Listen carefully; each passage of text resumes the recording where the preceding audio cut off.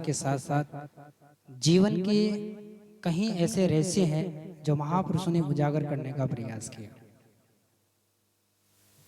जीवन तो हम भी जीते हैं और महापुरुषों ने भी जिया है, पर संसार को किस तरह से जीते हैं और संसार को क्या समझ के जीते हैं। आप देखोगे कि अगर देखा जाए तो संत भी आपके जैसे ही आपको नजर आएंगे और लोग और विचार करोगे कि शायद वेशभूषा में परिवर्तन है, किंतु जीवन में संतों की जो शैली है और संतों का जो नजरिया है वो आपसे कहीं गुना अलग होता है। जैसे कि एक आम आदमी का विचार करना, एक आम आदमी अपने से ज्यादा दूसरे में यानी कि अपने से नगण्य या बुराई देखकर अपने आप को श्रेष्ठ सिद्ध करने में रहेगा। आप जैसे कबीर ने कहा कि बुरा जो देखकर मैं चला तो मुझसे बुरा ना कोई।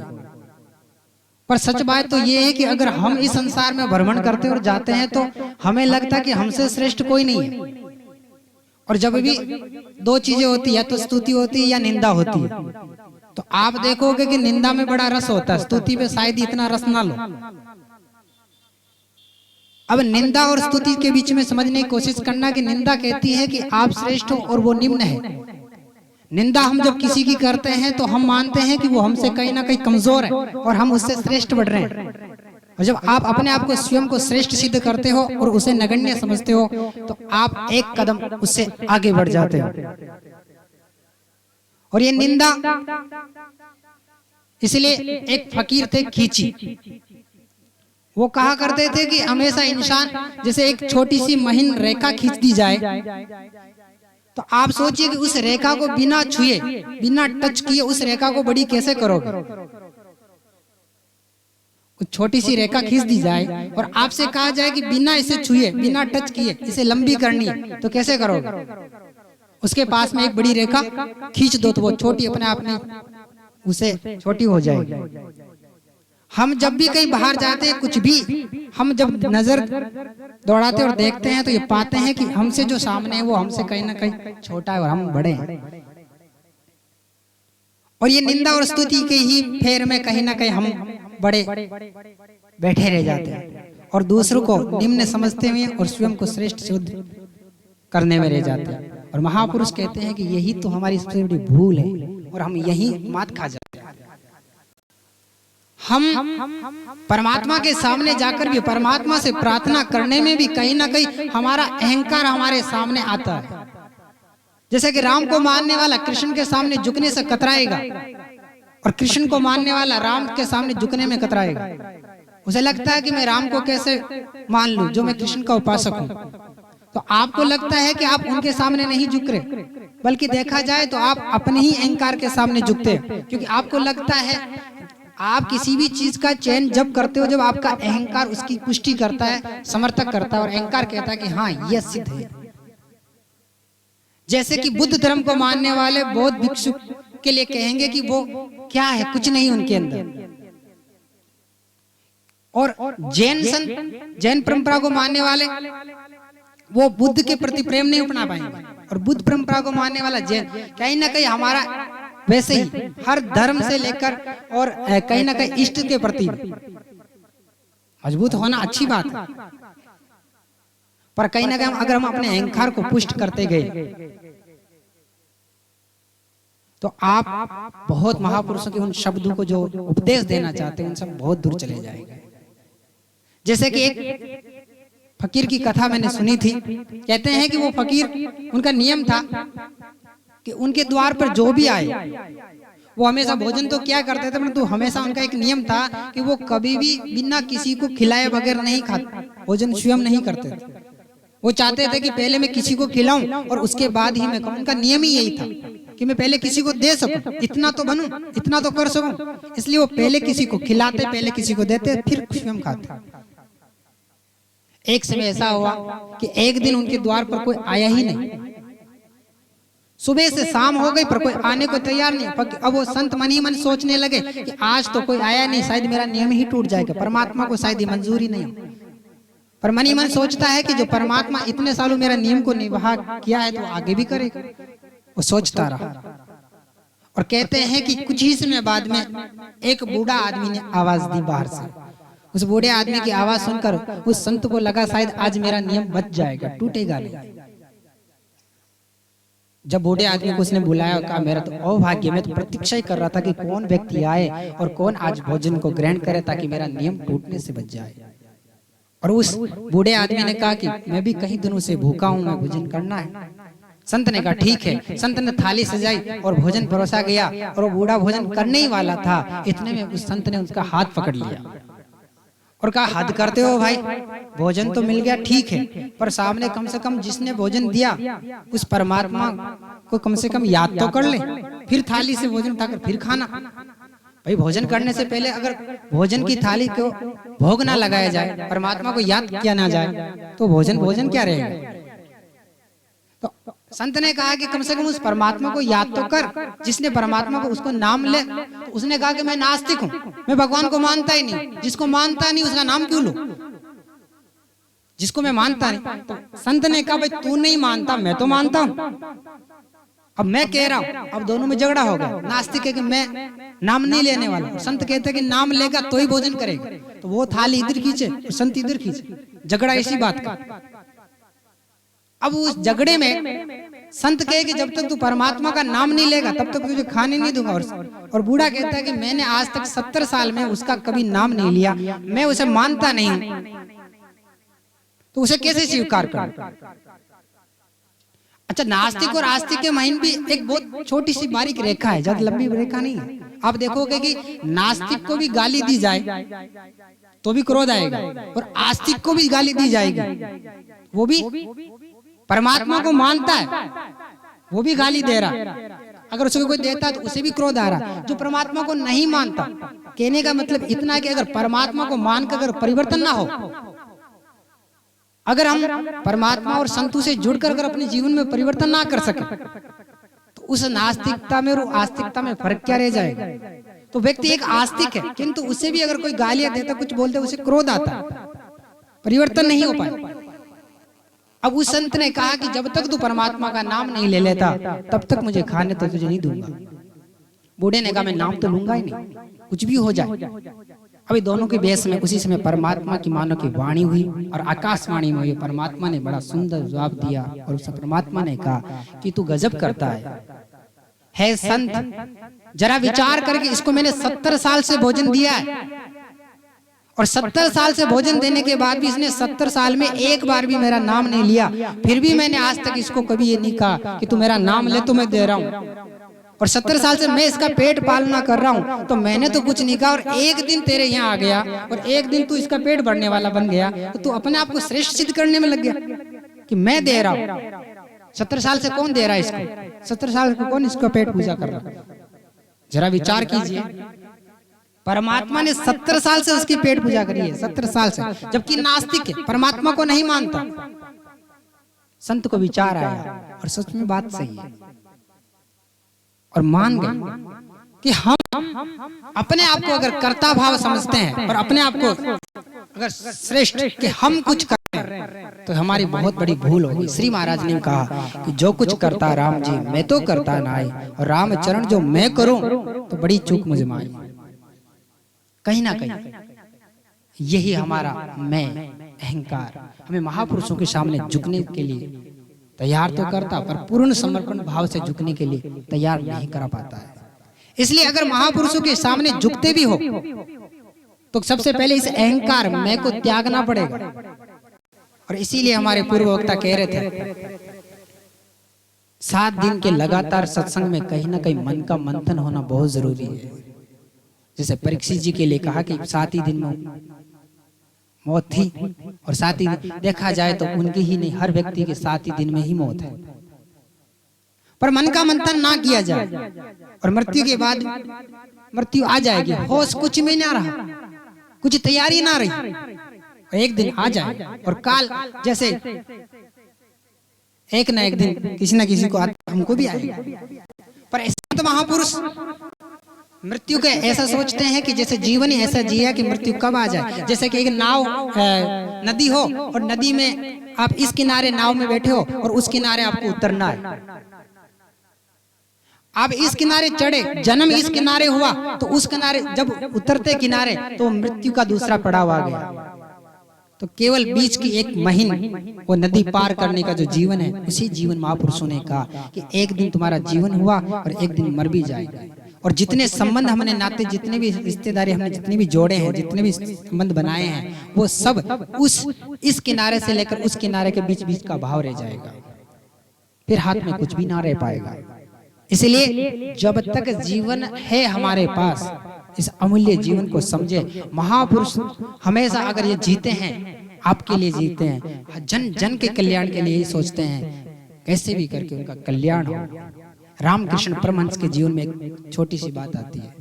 रामकृष्ण परमहंस कहते हैं कि इतने अद्भुत प्रवचन दिया करते थे, लोग इतने उमड़ घुमड़ के उनके प्रवचनों में आया गया करते थे और कहते थे सिद्ध थे। पर कहते हैं कि उनकी पत्नी उनको सिद्ध मानने को तैयार नहीं थी। सोचते हैं कि रामकृष्ण परमहंस इतने बड़े सिद्ध, इतने बड़े महान योगी माने जाने वाले, केवल भोजन उनसे नहीं छूटता। भोजन का समय अगर हो रहा है तो आधे में प्रवचन छोड़ के पहले भोजन करेंगे, प्रवचन बाद में करेंगे, लेकिन पहले भोजन। उनकी पत्नी उनसे कहा करती थी कि आप लोगों को ऐसा उपदेश देने वाले, लोगों को ऐसा कहने वाले, और आपका भोजन से ही मोह नहीं छूटता। थोड़ी देर में भोजन करने आप आ जाते हो, या चाहे प्रवचन छोड़ के आपको भोजन करने के लिए आना पड़ता है। ये कैसा मोह है आपका और कैसा जीवन है? आप दूसरों को उपदेश देते हो और स्वयं को इतना। पर बात तो सही है। रामकृष्ण परमहंस ने कहा कि देवी बात ऐसी है कि मैं भोजन का संबंध मैंने इसलिए नहीं जोड़ा कि मुझे इससे के प्रति कोई लगन है, कोई आसक्ति है। अभी तो मैं सोच रहा हूं कि अगर मेरे जीवन जैसे कि एक किनारे नाव बंदी हो कहीं रस्सियों से, और हर रस्सी खोल दी जाए और एक रस्सी को बांधा हुआ रखे तो नाव टिकी रहेगी। मैं चाहता हूं कि ये जीवन कैसे भी करके टिका रहे, तो मेरी आसक्ति में भोजन में लगा कर रखा हुआ हूं, ताकि मेरी आसक्ति कहीं ना कहीं जब तक इसमें रहेगी तब तक ये शरीर भी यहाँ रहेगा, और जब तक ये शरीर रहेगा तब तक मैं जन जन तक उस परमात्मा को पहुंचा सकूंगा। पर जिस दिन याद रखना देवी, जिस दिन मेरा मोह भोजन से छूट गया, उस दिन ये शरीर भी नहीं रहेगा।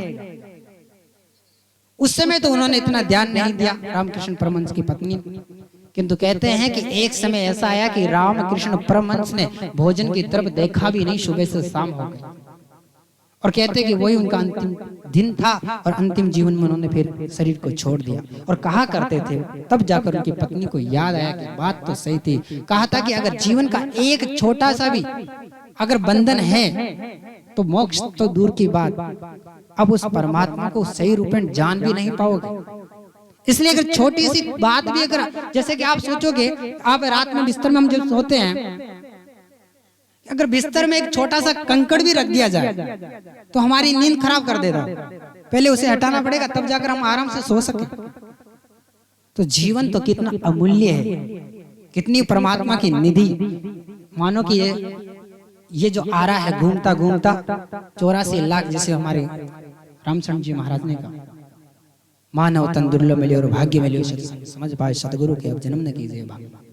मानव तन दुर्लभ है, कोई दो राय नहीं है। कहीं इस समय का फेर बदलते बदलते मानव तन हमारे को हाथ में ले ला, और इसे अगर हम कोड़ी के भाव ऐसे ही व्यर्थ गवा दिया तो फिर ये मौका तो छोड़िए, आप ऐसे अनंत योनियों में भटक जाओगे कि वापस इसे पाने के लिए हम परमात्मा से प्रार्थना के सिवाय कुछ न रह जाएगा हाथ में। इसलिए रहते वक्त आज हमारे पास अवसर है, समय है, तो उस परमात्मा को हम याद कर सकते हैं, उस परमात्मा को पाने की चेष्टा कर सकते हैं। अगर आज भी अगर हमने उसे पाने की चेष्टा ना करी, जैसे महापुरुषों ने कहा है कि मानव तन को कैसे श्रेष्ठ बनाओगे, कैसे सत्संग का लाभ लोगे। पर यहाँ पर श्री महाराज के शब्दों पर थोड़ा ध्यान देना, मानव तन दुर्लभ मिलियो और भाग्य मिलियो सत्संग। मानव से भी, तन से भी श्रेष्ठ किसे बताया? सत्संग को। क्यों? क्योंकि मानव जन्म मिलना देखा जाए तो आज जनसंख्या की दृष्टि से भारत दूसरे नंबर पे आता है, और आने वाले वक्त में पहला भी हो जाएगा।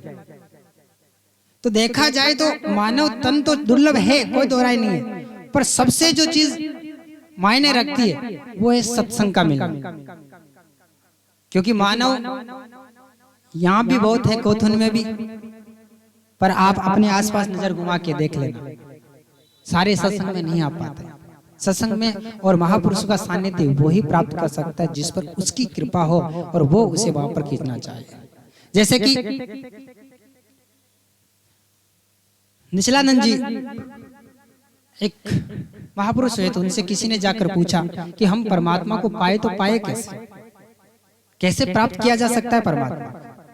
तब उन्होंने कहा कि अगर जीवन में, कहते हैं कि गणित का सूत्र है कि अगर 100% अगर कोई भी चीज हो जाती है तो परमात्मा स्वतः ही मिल जाती है। 100% गणित में 100 में से 100 नंबर आ गए, मतलब पूरा मेरिट में आ गया। तो कहते थे कि वो कहा करते थे कि अगर जिसने 100% पूरे जीवन में कर ली वो परमात्मा को पा लेगा। अब 100% में क्या था, कहते हैं कि पहली चीज है गुरु की कृपा होना, जिसमें 25%, कहते थे कि 25% अगर गुरु की कृपा हो गई तो 100 में से 25 निकाल लीजिए।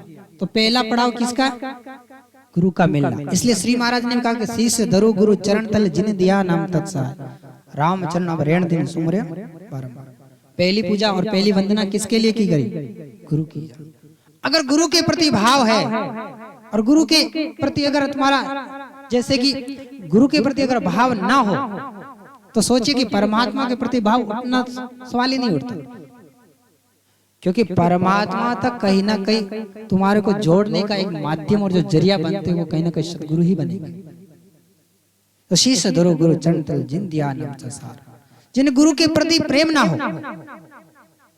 तो कहते थे कि 25% जिस दिन आपने गुरु के प्रति प्रेम रखा और गुरु को प्राप्त कर लिया तो 100 में से 25% निकाल लीजिए, तो बच्चे कितने, 75%। फिर कहते थे कि अगर 25% आपने सत्संग का सहारा लिया या सत्संग में चले गए, तो कहते हैं कि अगर सत्संग तुम्हें मिल जाता है तो बहुत बड़ी कृपा। तो ऐसे ही 50 तो ऐसे हो गए। और ईश्वर की कृपा हो जाए, क्योंकि ईश्वर की कृपा होगी तभी एक तो गुरु का मिलना और सत्संग का मिलना, दोनों ही चीजें होंगी। तो 25% उसे मान लीजिए, केवल 75। कहते हैं कि केवल 25% शेष रहता है और 25% अगर आपने स्वयं से प्रयास कर लिया तो जिस दिन 100% हो जाएगा। बस वो स्वयं के प्रयास में ही कमी है हमारी, क्योंकि वरना गुरु भी हमें मिल चुके हैं, यहाँ भी परमात्मा की कृपा से आ चुके हैं, सत्संग भी मिल चुका है। बस 25% जिस दिन स्वयं ने प्रयास किया परमात्मा को उस दिन आपने पा लिया। इसलिए सत्संग का सहारा ले, सत्संग को जीवन में अपनाए। सत्संग ही मोक्ष का कारण है और इसीलिए मानव तन को समझना है और सत्संग को भी समझना है। और महापुरुषों का सानिध्य निरंतर यहाँ जो 7 दिन तक आचार्य श्री के मुखारबिंद से प्रभावित होंगे उन्हें श्रवण करना है। और अन्य महापुरुषों के भी प्रवचन आपको समय पर सुनाई देंगे, उन्हें भी श्रवण करें और जीवन को पावन करें। बोले श्री राम जी महाराज की, भक्तवत्सल भगवान की, स्वामी जी श्री रामचंद्र जी महाराज की, स्वामी जी श्री रामदयाल जी महाराज की, श्री राम निवास धाम की, श्री सद्गुरु देव की, सत्य सनातन धर्म की।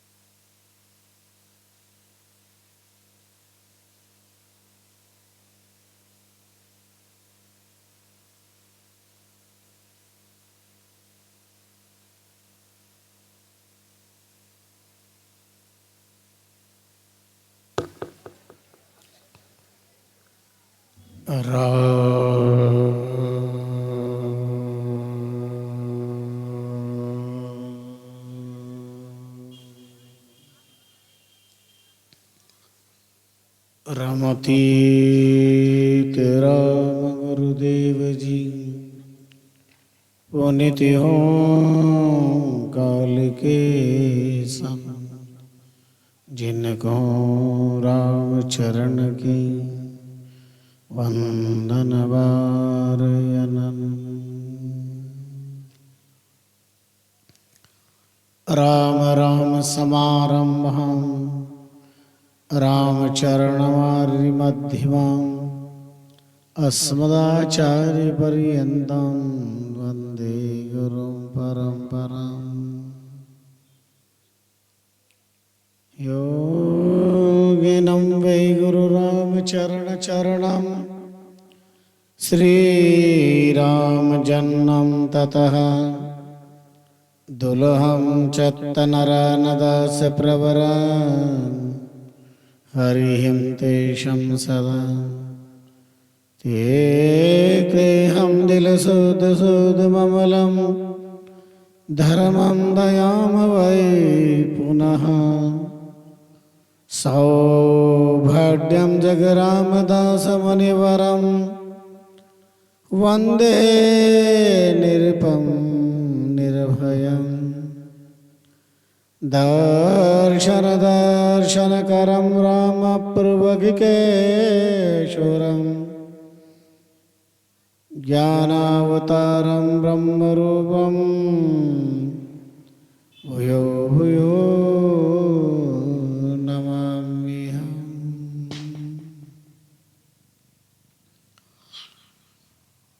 ओम नमः परमहंसाय स्वादितचरणकमलचिन्मकरन्दाय भक्तजनमानस निवासाय श्रीमद्रामचरणाय यं सेवासमुपासिते शिव इति ब्रह्मेति वेदान्तिनो बौद्धा बुद्ध इति प्रमाणपटवः करते तिनेयायिको अरहा नित्यतजेन शासनरता करमेति विमंसिको सोऽयं नो जना विदधात वाञ्छितफलं त्रैलोक्यनाथो हरि।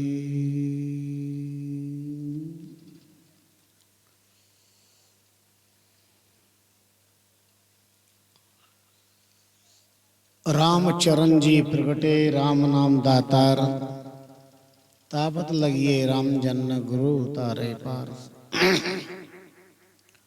अनिर्वचनीय प्रमेय चिंत्य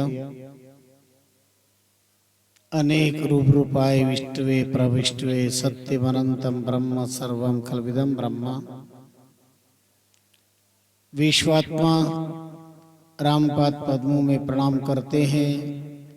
ब्रह्मदेव स्वाइया धर रामचरण जी नाम अंतर्राष्ट्रीय रामष्टय समुदाय शाहपुरा सृष्टा योग दृष्टा श्री महाराज के कल्प वृक्षमय पवित्र पाद पद्मों में श्रद्धा भक्ति प्रीति पुरस्सरह प्रणिपात करते हैं। भक्ति प्रचारक ज्ञानी गुणी मनीषी मंचस्थ राम रस रसिक पावन संतजन कौथिन की धरती पर समुपस्थित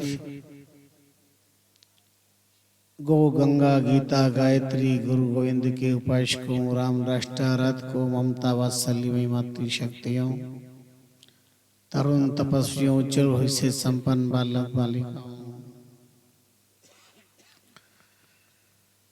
मकर संक्रांति का राम राम बोलना पड़ेगा। राम राम प्रेम से बोलो राम राम, दिल से बोलो राम राम, गुस्से से बोलो राम राम। मकर संक्रांति कल भी है आज भी है। अभी कई वर्षों तक 15 तारीख को मकर संक्रांति आएगी। इस संदर्भ में फिर चर्चा करेंगे।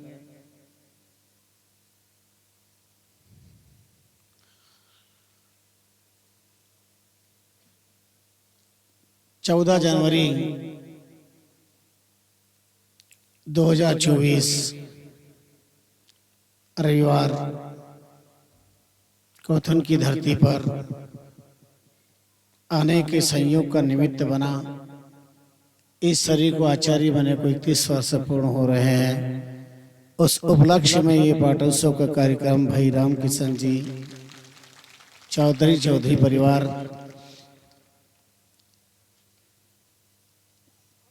और तमाम आत्मनिष्ठ जनों की अंतर्भावना के संयोग से आज शुभारंभ हुआ। रामष्टी समुदाय की परंपरा के अनुसार रामद्वार का दर्शन, आरती पूजन, उसके बाद शोभा यात्रा और सत्संग प्रारंभ हुआ। हमारे संतों के द्वारा सर्वप्रथम जो तुलसी आए मेरे युवा संत संत रामचंद्र शास्त्री के द्वारा अपने भाव सुंदर और बहुत मार्मिक समझ में आने वाले सरल शब्दों से सत्संग का लाभ लिया। और उसके बाद किंतु परंतु वैज्ञानिक जगत के तर्कों की तराजू में तुलने वाले विचारों के साथ में हमारे संत ईश्वर राम जी जहाजपुर के द्वारा अपने सत्संग का लाभ लिया। दुनिया ईश्वर को ढूंढती है। अभी आपसे ही पूछ लो ईश्वर कहाँ, ईश्वर कहाँ, ईश्वर कहाँ, तो क्या कहोगे? कहना कोथुन में हमारे मंच पे ईश्वर है। ईश्वर कौन है? बोले राम ईश्वर है। ईश्वर कौन है? राम ईश्वर है। अब बहुत बड़ी बात है,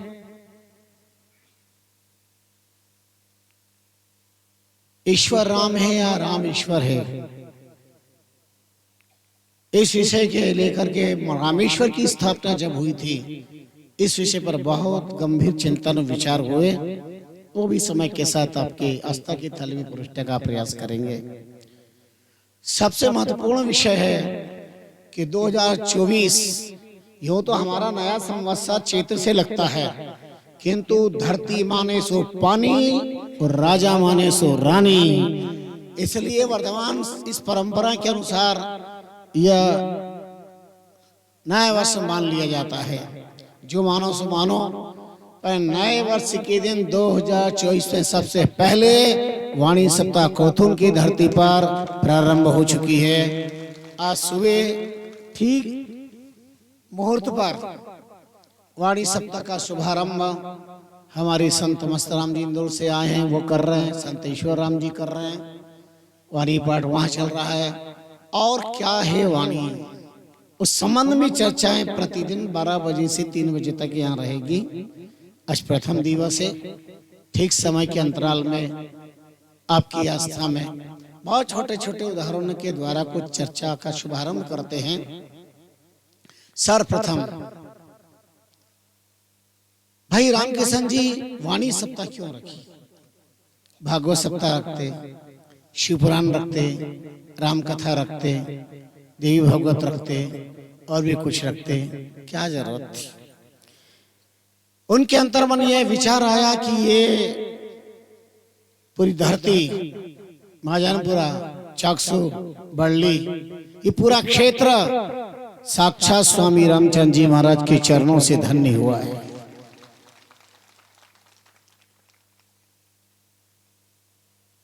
जिस समय अनुभव वाणी का प्राकट्य नहीं हुआ था, पर अनुभव वाणी के हृदयंगम करता महापुरुष इस धरती पर पधारे थे। क्योंकि रामष्टी संप्रदाय के बारे में थोड़ी सी झलकी बताना मेरा प्रथम दिन के प्रवचन का, और जिस उद्देश्य को लेकर चल रहे हैं उसका कर्तव्य निर्वहन करना मेरा आत्मधर्म होगा। सबसे पहले हमारे संप्रदाय का नाम है अंतर्राष्ट्रीय रामष्टी संप्रदाय, शाहपुरा, राजस्थान। अब शाहपुरा भीलवाड़ा की जरूरत नहीं है, क्योंकि शाहपुरा महाप्रभु रामचंद्र जी महाराज की तपस्या के प्रताप से अब जिला बन चुका है, इसलिए भीलवाड़ा लगाने की जरूरत नहीं है। उनकी तपस्या ने अनंत व्यक्तियों को जिलाया है, जीवन दान दिया है। अब वो खुद शाहपुरा जो है वो जिला बन गया है और उसका उर्फ नाम है रामष्टी नगर। आप सब जानते हैं कि वो जन्मदाता का प्राकट्य जयपुर राज्य अंतर्गत मालपुरा तहसील के समीपस्थ डिग्गी कल्याणी की तीर्थ भूमि के पास मात्र 6 किलोमीटर की दूरी पर सोड़ा जैसे छोटे से ग्राम में ननिहाल में विक्रम संवत 1776 माघ शुक्ला चतुर्दशी शनिवार को एक अद्भुत बालक का प्राकट्य हुआ।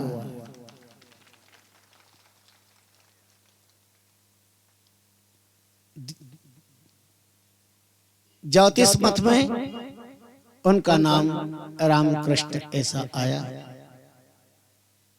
सौभाग्य प्राप्त हुआ विजयवर्गीय समाज जाति में शरीर को जन्म लेने का। कापड़ी गोत्र, पिता भक्तराम, माता दी। अर्थात जब सारा संसार का खाना पीना हराम हो रहा था, आक्रांता अविराम मंदिरों पर आक्रमण कर रहे थे, मानवता चीख रही थी, धर्म पर प्रहार हो रहे थे, संस्कृति को विलुप्त किया जा रहा था, तब समय को एक राम की जरूरत थी और वक्त ने संसार को एक राम दिया जिन्हें रामकृष्ण कहलाने का सौभाग्य मिला। और विक्रम संवत 1808 में जिन्हें नाम परिवर्तन के साथ एक ऐसी गति प्राप्त हुई है, संवत 1808 लह वेरा गह मन काठा, भाद्रव मास दास पदी पायो, रामचरण जी नाम कहायो, रामचरण जी नाम कहायो। जिनके नाम ने जगत को प्रेरणा क्या दी है। अगर सुख चाहते हो तो अपने चरण राम की तरफ बढ़ाओ, अपने पैर राम की तरफ बढ़ाओ। काम की तरफ सुख नहीं मिलेगा, दाम की तरफ सुख नहीं मिलेगा, चाम की तरफ सुख नहीं मिलेगा, और दुनिया में मिथ्या नाम कमाने की तरफ भी सुख नहीं मिलेगा। राम की तरफ चरण बढ़ाओगे, राम चरण को पा जाओगे और जीवन दर्शन धन्य हो जाएगा। कैसा सौभाग्य आपका, हमारा कि हमारे जन्मदाता का नाम महाप्रभु स्वामी रामचंद्र जी महाराज। लोग पूछते हैं हालचाल क्या है, ध्यान रखना। अच्छा, चाल हाल पूछते हो कि हाल चाल पूछते हो? बोलना पड़ेगा। क्या हाल चाल पूछते हैं या ये पूछते क्या चाल हाल है? ऐसा दुखी होके मत बैठो। मातम में नहीं आए हो, सत्संग में आए हो, उत्सव मनाने के लिए आए हो। चेहरे पर जरा खुशी होनी चाहिए। नए वर्ष का अकबर वाणी जी के सप्ताह के साथ में और ज्ञानार्जन के साथ में हो रहा है। क्या हाल चाल? हम पूछते लोगों से क्या हाल चाल है। इसका अर्थ है तुम्हारा हाल तुम्हारी चाल पर टिका हुआ है। तुम्हारी चाल कैसी है वो हाल बताता है। कौन बताता है? हाल। संत क्या बताते हैं? चाल। चलना सीखो। हमारे वेद भगवान कहते हैं चरे वेती चरे वेती चरे वेती। चलो चलो चलो आगे चलो चलो। किधर चलो, किनके साथ चलो, कैसे चलो, किस प्रकार चलो, कब तक चलो? बस यही रहस्य है श्री महाराज की अनुभव वाणी में। तो आज पहले दिन थोड़ा थोड़ा आपको केवल सैंपल नमूना दे रहा हूं। सैंपल नमूना माल तो कल से मिलेगा, आज तक खाली आपको सैंपल नमूना। ये समझ लो कि मिठाई की दुकान की केवल आपको शो पीस है। मिठाई की दुकान बताई जा रही है, गुलाब जामुन है, ये रबड़ी है, ये कलाकंद है, ये चमचम है, ये दिल जानी। आया मुंह में पानी? ऐसा समझ लो।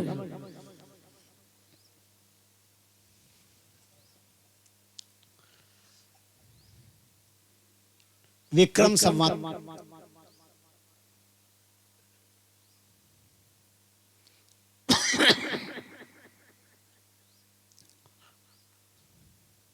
1823 में आपने शापरा की धरती को धन्य किया।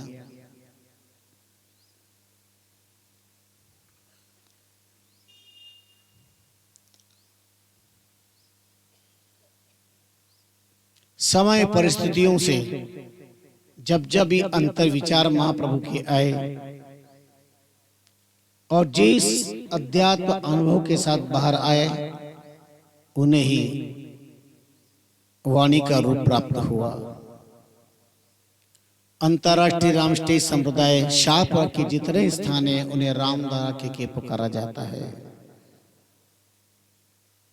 संतों को राम जी के क्या पुकारा जाता है। गुरु मंत्र राम नाम तारक मंत्र है। अच्छा, बीज मंत्र क्या है अपना?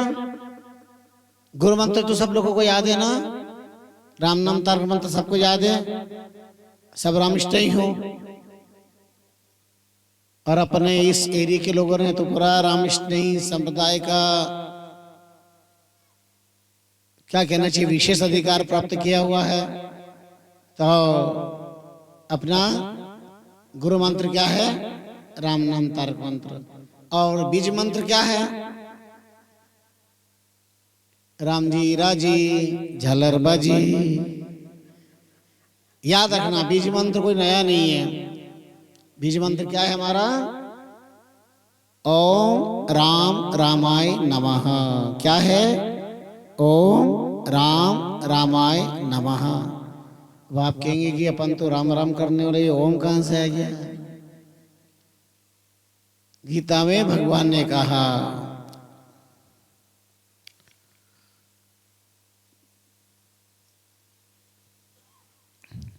यह भगवान नाम है। किसी भी देव कार्य के पहले इसका स्मरण करने दिव्यता की ओर बढ़ना है।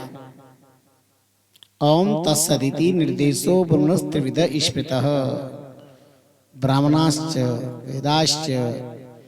आप कोई वेद मंत्र सुनेंगे तो सबसे पहले उसमें ओम शब्द का प्रयोग करेंगे, फिर वेद मंत्र, फिर श्रुति वाक्य बोलते हैं कोई भी कार्यक्रम के पहले, क्योंकि सतचित आनंद इसका वो प्रयोग देने वाला है।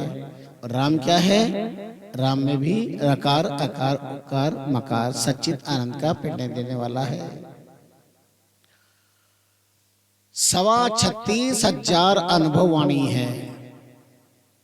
36,000। जैसे गीता में 700 श्लोक है, दुर्गा सप्तशती में 700 श्लोक है, शिवपुराण में 24,000 श्लोक है, भागवत में 18,000 श्लोक है,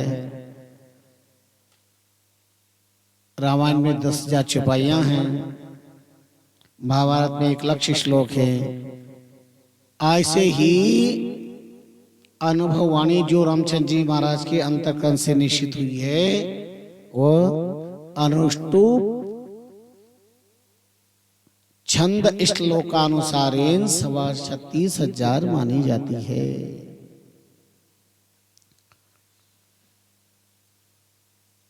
अनुभववाणी क्या है? रामायण राम का वांग्मय स्वरूप है जो जीवन सुधारता है। का भागवती कथा, भागवत क्या है? भगवान कृष्ण का वांग्मय स्वरूप है जो मृत्यु सुधारती है। ठीक है, रामायण से जीवन सुधरता है, भागवत से मृत्यु सुधरती है, और महाप्रभु रामचंद्र जी महाराज की वाणी से जीवन और मृत्यु दोनों सुधर के ऊपर पर केवल्य पद की प्राप्ति होती है। केवल्य पद की प्राप्ति होती है।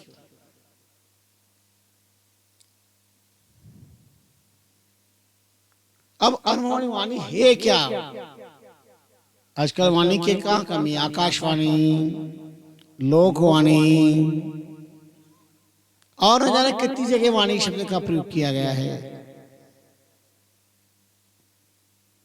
पर वाणी जिसकी कोई नहीं है कहानी, वाणी वाणी वह श्रेष्ठता, श्रेष्ठ अनुभव, श्रेष्ठ भक्ति, श्रेष्ठ विचार, श्रेष्ठ जीवन, श्रेष्ठ साधना। क्या प्रताप उसका? भव नाम है संसार का, अनुनाम है पीछे का। जिन महापुरुषों की नाम साधना संपृक्त सिंचित विचारों के पीछे चलकर ये सारा संसार मुक्ति को प्राप्त कर ले, उसको अनुभववाणी कहते हैं। इसलिए रामष्टयी संप्रदाय का इष्ट ग्रंथ अनुभववाणी कहलाता है। और किसी मत मजहब पंथ में अनुभववाणी इष्ट ग्रंथ के रूप में नहीं है। वाणी जी है, वाणी जी महाराज की जय है, पर रामष्टी संप्रदाय शाहपुरा में अनुभववाणी कहते हैं।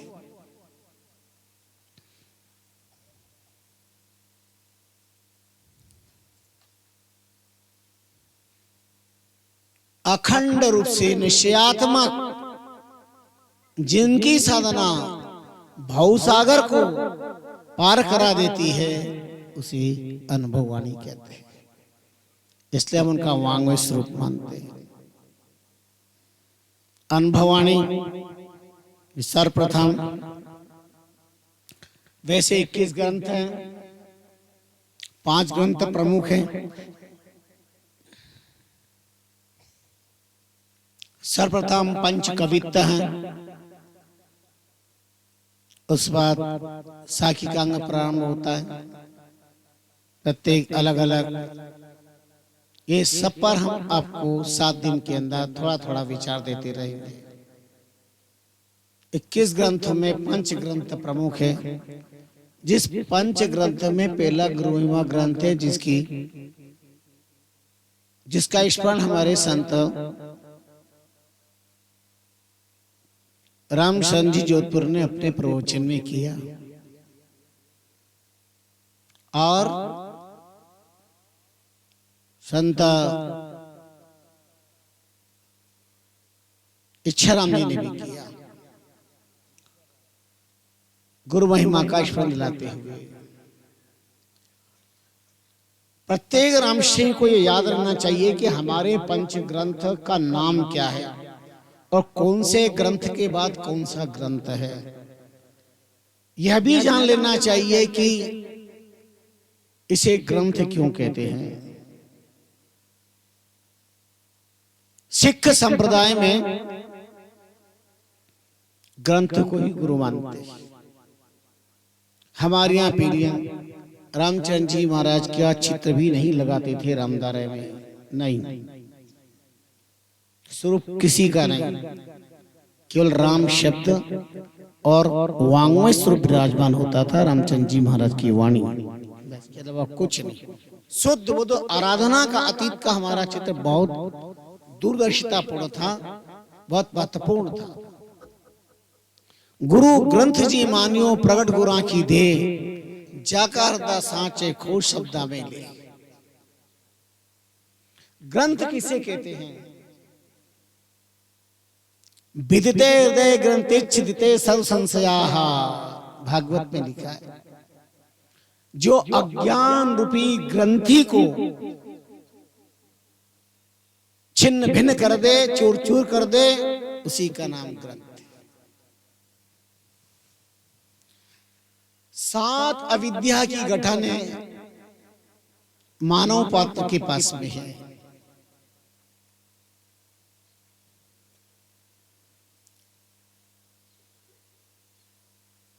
गीता में भगवान कृष्ण से अर्जुन ने एक प्रश्न पूछा, एवं सततयुक्ता ये भक्तास्ताम परिपास्ते ये चाप्यक्षरम अव्यक्तम तेषाम के योग वित्तमा। जो आपके सगुण साकार की आराधना जैसे आपने बताया उस स्वरूप की आराधना करते वो श्रेष्ठ है, या निर्गुण ब्रह्म की राम राम की आराधना करने वाले श्रेष्ठ हैं।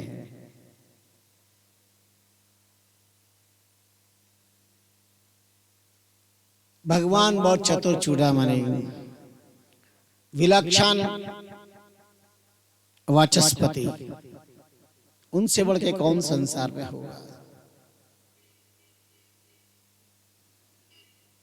भगवान कहते हैं पहली बात तो मेरा स्मरण करना, मेरी याद करना, मेरा ध्यान करना, मेरा गुणगान करना, मेरे साकार स्वरूप का चिंतन करना बहुत कठिन है, बहुत मुश्किल है, बहुत दुर्लभ है। तो निर्गुण की आराधना तो और कठिन है। बच्चों को पढ़ाते अनार का, आम का कमल का, खा खरगोश का, गणेश का। आजकल तो पढ़ाई में भी गणेश का नहीं पढ़ाते, गधे का पढ़ाते हैं। हमारी परंपरा में भगवान का बहुत करा दिया जाता था।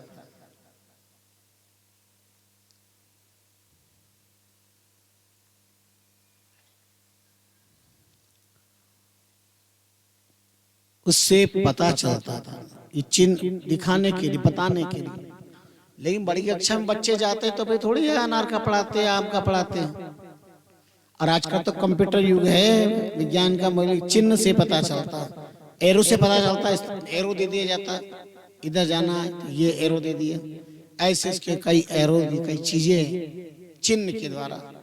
निर्गुण संप्रदाय में चिन्ह, लोग कहते किसका ध्यान करें, राम निराकार निर्गुण, ध्यान किसका करें। ये चैन दर्शा बिना मति कोई छोड़ो ध्यान, राम चरण एक राम बिन सब ही फोकट ज्ञान।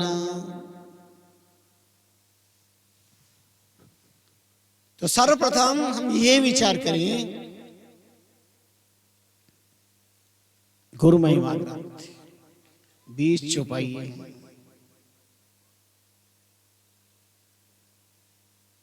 और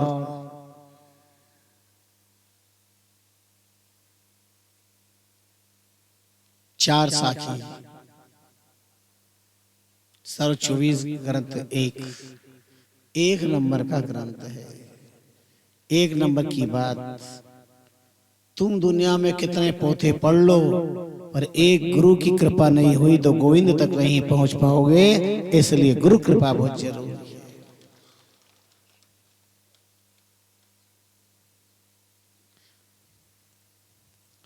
कई बार हम हताश, उदास, निराश हो जाते हैं, साधना कठिन है। भगवान कहते हैं ये तक्षम समय तम परिपास्ते सर्वतम चिंत्यम च कुटस्थ मचलम ध्रुवम।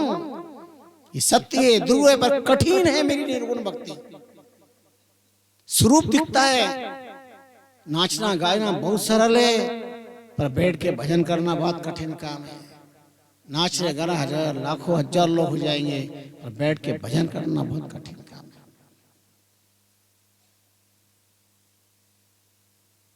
एक सूर्य सारे विश्व के अंधकार को दूर करता है, एक चंद्रमा सारे संसार को अमृत प्रदान करता, शीतलता प्रदान करता है। और एक रामष्टई, राम नाम का पक्का अनुयायी, एक राम नाम की भक्ति करने वाला लाखों करोड़ों को तार देता है। अनंत पतित पावन भाई रामचंद्र ले निज नाम, अनंत पतित पावन हो गए।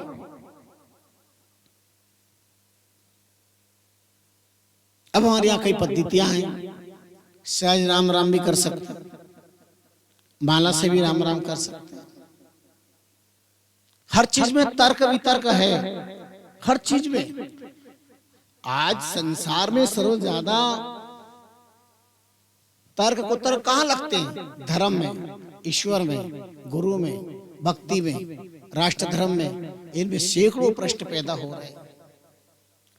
तथ्य क्या है ये समझ में नहीं।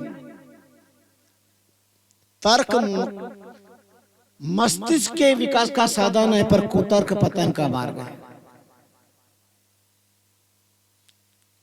जिज्ञासा होनी चाहिए, लेकिन भावना गलत नहीं होनी चाहिए, भाव होना चाहिए। भाव से अगर कोई ईश्वर के बारे में, गुरु के बारे में, शास्त्र के बारे में, धर्म के बारे में जानना चाहता है, तो उसे जो मिलता है वो तथ्य, वो तत्व होता है।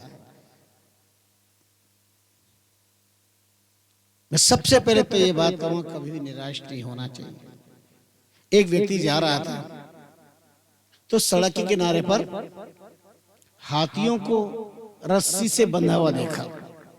सुनिए ध्यान से, व्यक्ति जा रहा था तो हाथियों को रस्सी से बंधा हुआ देखा।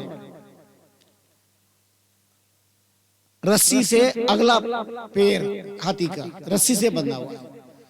उसे बड़ा ख्याल आया, विचार आया, जंजीरों को तोड़ देने की ताकत रखने वाला गजराज एक रस्सी से बंधा है,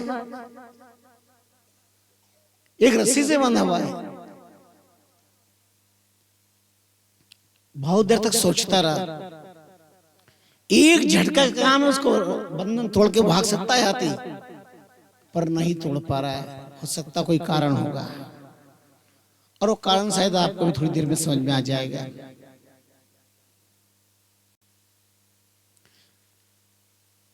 ब्रह्मा की सृष्टि रचना में एक जंतु है, उसे भौरा कहते हैं। भौरा वो काष्ठ के अंदर भी चोट लगा लगा कर घर बना लेता है। कबरा कर ले काठ में काट काट कर काट, कोमल कलिका कमल की और भौरा सकही काट। भौरा काष्ठ में काट काट के उतर उतर के चोच के प्रहार से धीरे धीरे धीरे घर बना लेता है। लेकिन वही भौरा जब कमल में प्रवेश करता है, कोमल पर उसको काट के बाहर नहीं आ सकता है।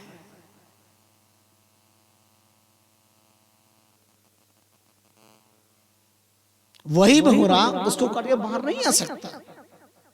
जिसको काष्ठ विदीर्ण करने की ताकत परमात्मा ने दी है, वो एक कमल की कोमल कलिका को नहीं काट सकता।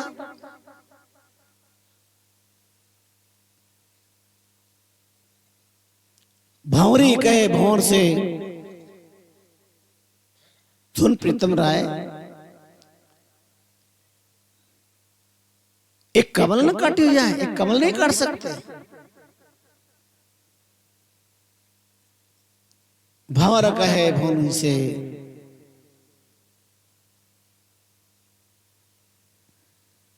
लियो मई वासना घेर।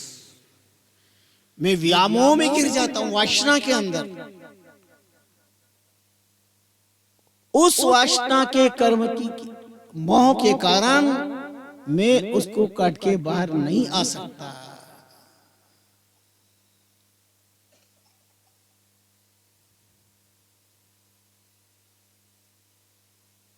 तो उन्होंने हाथी को बंधे हुए देखा तो आश्चर्य किया और महावत से पूछा कि ये सब एक जगह कैसे खड़े हो जाते हैं।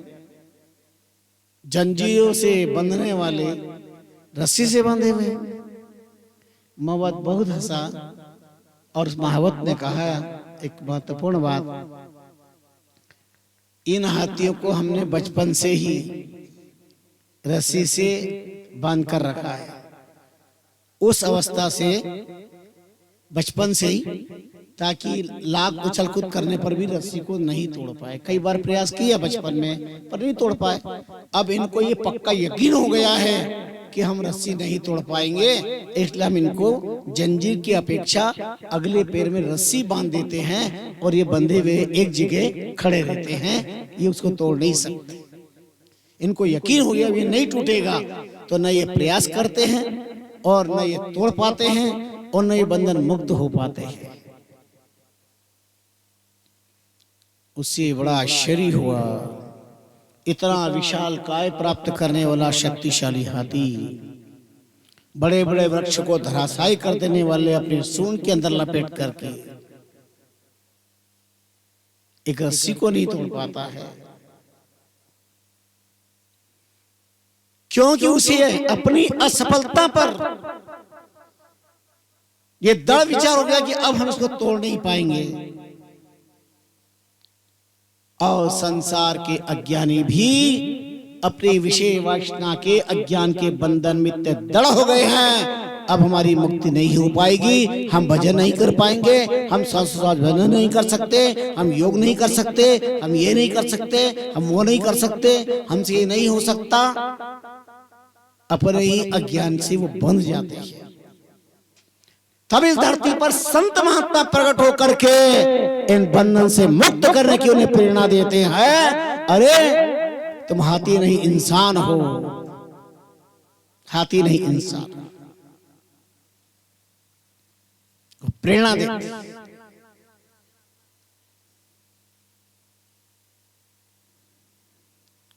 अभी एमपी में कार्यक्रम चल रहा था, एक पत्रकार ने बहुत गजब की बात कही। आज की जनरेशन में पढ़े लिखे लोग, नई जनरेशन जो माँ बाप को माँ बाप नहीं मानते, ईश्वर को ईश्वर नहीं मानते, धर्म को धर्म नहीं मानते, और कई लोग विचारों का भी व्यक्ति भी ऐसे करते हैं, उन्हें ये पता ही नहीं कि हम कार्य का प्रभाव क्या पड़ेगा, हम क्या कहना चाहते हैं। हम संसार को ईश्वर भक्ति की प्रेरणा देना चाहते हैं, एक आदर्श, एक सिद्धांत, एक मानवता का पाठ पढ़ाना चाहते हैं कि मानव शरीर में दानवता का पाठ पढ़ाना चाहते हैं। हम कहना क्या चाहते हैं, करना क्या चाहते हैं? हम धर्म, नियम, उपनियम, संयम, अनुशासन, मर्यादा सिखाना चाहते हैं, या वो एग्जाम्पल उदाहरण दे जो हमारी संस्कृति को मटियामेट करने वाले हैं।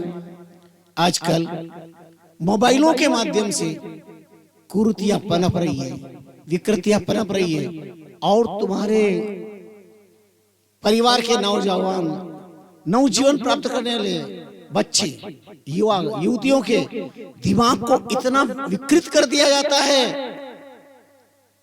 वो धर्मांतर के लिए विवश हो जाती है, मजबूर हो जाती है। सनातन धर्म को उनसे खतरा नहीं है जो लोग चिल्ला रहे हैं, उनसे खतरा तुम्हारे घर से खतरा है कि जो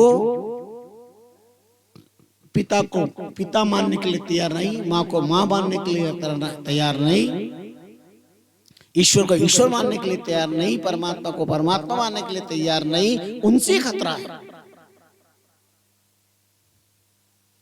सुबह उठ के उनको पाठ करने में शर्म आती है, अपने आराध्य को प्रणाम करने में शर्म आती है। क्या होता है प्रणाम करने से? क्या होता है पाठ करने से? क्या होता है राम राम करने से? क्या होता है नमस्कार करने से? कौन सनातन धर्म को खतरा दे रहा है? किसके द्वारा खतरा पहुंच रहा है? ये सब बहुत सोचने समझने की बात है। और गांवों में अब ये जहर फैल रहा है। जो निष्ठा, आस्था, श्रद्धा हमारी होनी चाहिए धर्म के प्रति, जिन महापुरुषों ने इतना परीक्षा पुरुषार्थ किया, संसार में अतीत में लोगों को सिखाया, आज कई जागृत पुरुष योग के माध्यम से, सत्संग के माध्यम से, आयोजन के माध्यम से अपने संस्कार देखने का कार्य में प्रयासरत है, और उनके ये प्रयासों के बल पर ही और सनातन धर्म की दिव्यता का गहरा चिंतन करके ही हम कहना चाहते हैं, हमें किसी दल से मतलब नहीं है। हम देश की बात करते हैं, दल की बात नहीं करते। सब दल देश के हैं, लेकिन हमारा देश वैदिक देश है, पौराणिक देश है, सनातन धर्म का देश है। कई लोग आए सनातन धर्म को विकृत करने के लिए, वो विकृत हो गए, मिट गए। सनातन धर्म कल भी था, आज भी है, और जब तक चांद सूरज रहेगा हमारा सनातन धर्म जीवित रहेगा।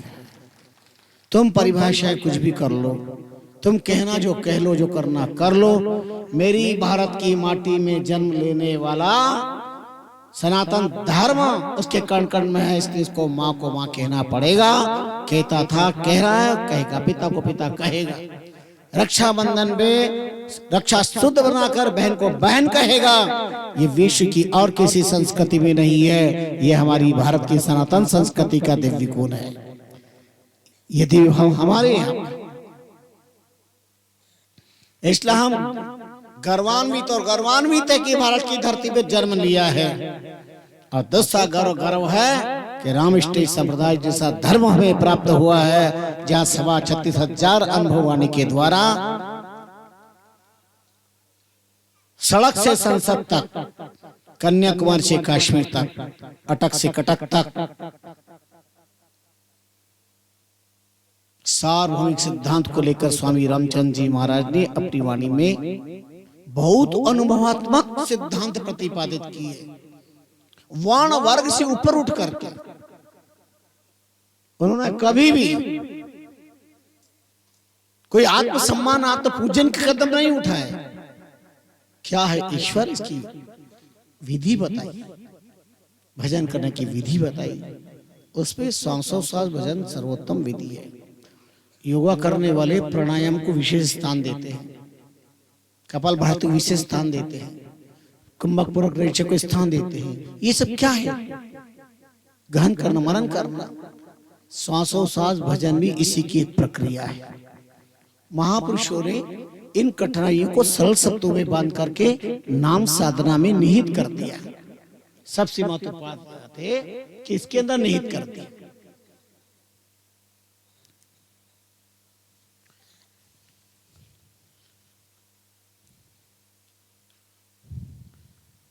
सबसे पहले तो हम इस भारत की धरती पे विजयवर्गीय समाज को धन्यवाद देंगे कि आपका कितना गर्व गौरव था कि साक्षात रामचंद्र जी महाराज का शरीर आपकी इस पावन जाति में जन्म लेकर इस जाति को ऊंचाइयों पर पहुंचा दिया।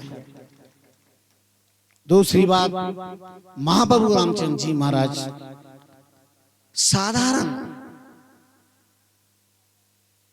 साधारण से साधारण जीवन से असाधारण की ओर ले जाने का अनुपम कृपा करते हैं। कोई प्रोपेगेंडा नहीं, कोई तांत्रिक विद्या नहीं, कोई जादू टोना नहीं, कोई भटकाने का काम नहीं। रामष्टि संप्रदाय एक गुलदस्ता बनाया है। रामष्टि संप्रदाय, इसमें सभी समाज के आस्था के फूल जुड़े हुए हैं। सब समाज की ऐसी कोई जाति नहीं है जो जाति रामष्टि संप्रदाय के से संबंध नहीं रखती है और अपनापन नहीं रखती, आस्था श्रद्धा नहीं रखती है। इसलिए रामष्टि संप्रदाय एक गुलदस्ता है, हर जाति समाज श्रद्धा से जुड़ा, चाहे वो वैश्य समाज हो, चाहे वो जाट समाज हो, चाहे वो ब्राह्मण समाज हो, चाहे क्षत्रिय समाज हो, चाहे अंत्य समाज हो, कोई हो। इसीलिए आपने सरल सहज सुलभ राम भक्ति का मार्गदर्शन दिया। पूरब से पश्चिम, उत्तर से दक्षिण की तरफ जाने के लिए 3 रास्ते हैं। एक रास्ता आकाश का है, एक रास्ता जल का है, एक रास्ता धरती का है। आकाश से जाने के लिए हवाई जहाज, हेलीकॉप्टर, रॉकेट, अंगुली पर गिने जाने वाले अल्प साधन। जल मार्ग से जाने के लिए नौका, स्टीमर, पनडुब्बी आदि आदि जल जहाज आदि, ये भी कम है। पर धरती की दूरी करने के लिए बहुत सारे साधन हैं, बहुत सारे। ट्रेन है, ट्रक है, ट्रैक्टर है, टाला है, बस है, जीप है, कार है, और 4 व्हीलर नहीं है तो 2 व्हीलर बहुत सारे साधन है। मोटरसाइकिल है, स्कूटर है, साइकिल है, और नहीं तो 11 नंबर की टैक्सी। ये तो परमात्मा ने दी है, कहीं से कहीं तक जावा, मस्त मोरा। कुछ जमाना था महापुरुष तो पैदल चलते थे और दूर दूर तक पहुंच करके प्रचार प्रसार करते थे। पैदल से चलने का अर्थ था धरती से जुड़ना। संत महात्मा का लक्ष्य था, पैदल इसलिए चलते थे, वो धरती से जुड़ के चलते थे। तो धरती से जुड़ने का मतलब है गांव गांव जा करके धर्म का प्रचार प्रसार। ईश्वर है, ईश्वर है, ईश्वर है, ईश्वर है, जन जन तक ये बात कहते थे कि ईश्वर है। अगर ईश्वर नहीं है, राम नहीं है, तो जिक्र क्यों, समय क्यों बर्बाद किया जाए। अगर राम नहीं है, परमात्मा नहीं है, तो काय को रामकृष्ण जी क्यों 7 दिन कार्यक्रम रखा है यहाँ पे। अगर ईश्वर नहीं है तो जिक्र क्यों, और अगर ईश्वर है तो फिक्र क्यों, फिक्र करने की जरूरत क्या। जिसे चौंस दिया है वो चुग्गा देगा, जिसे चौंस दी है वो चुग्गा देगा, फिक्र की क्या जरूरत पड़ रही है।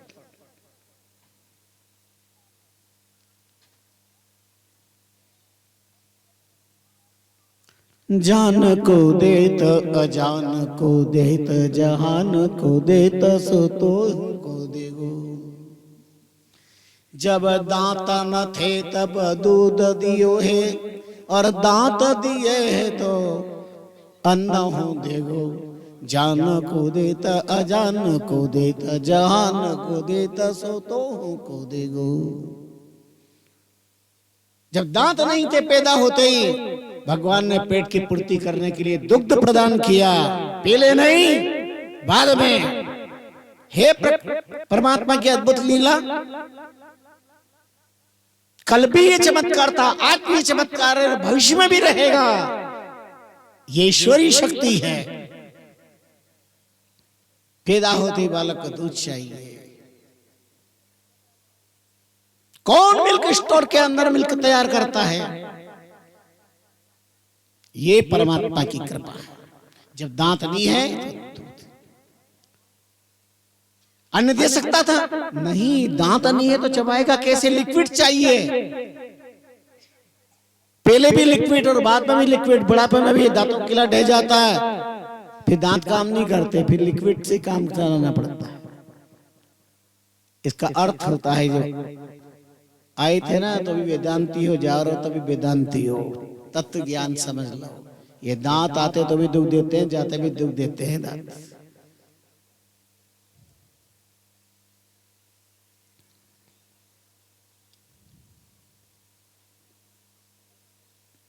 ईश्वरीय अद्भुत कृपा, अनूठी कृपा। तो आइए आज परिचय परिचय परिचय।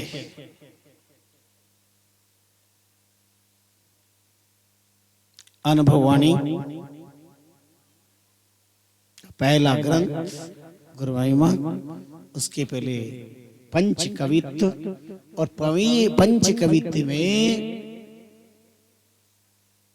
जो दिव्य अलौकिक भाव है, नमो राम रमतीत, नमो गुरुदेव स्वामी, नमो नमो सब संत नाम रट भय जुनामी, जिनके चरणों हेठ रहो नित शीश हमारा, तन मन धन और प्राण करुण उछावर सारा।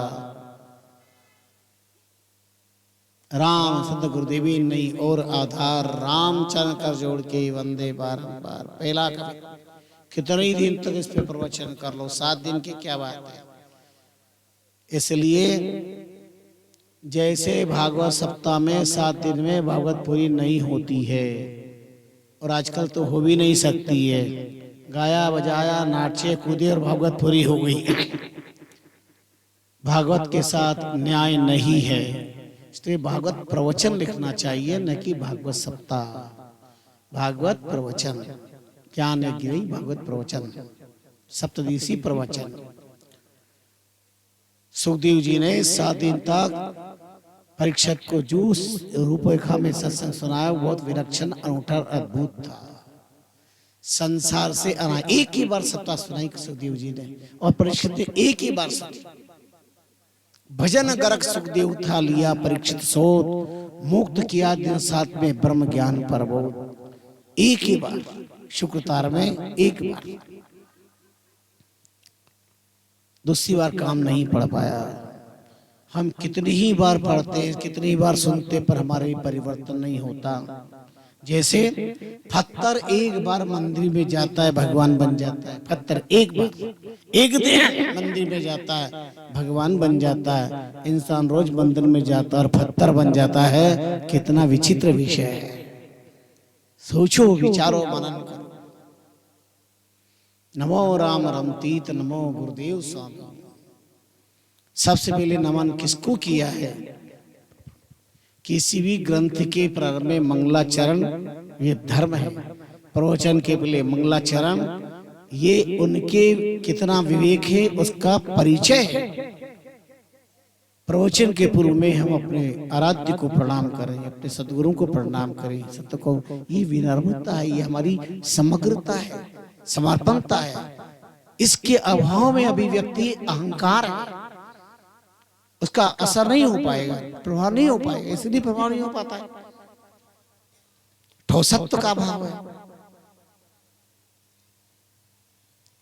नो राम रामती। स्वामी रामचंद्र जी महाराज के हृदय की उदारता देखो आप।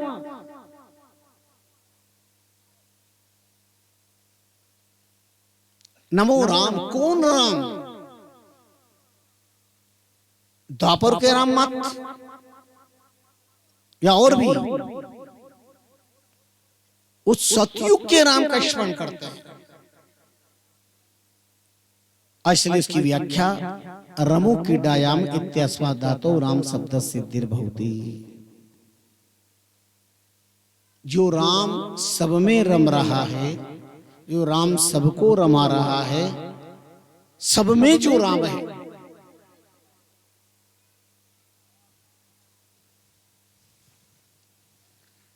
राम रहित न जड़ है न चेतन है।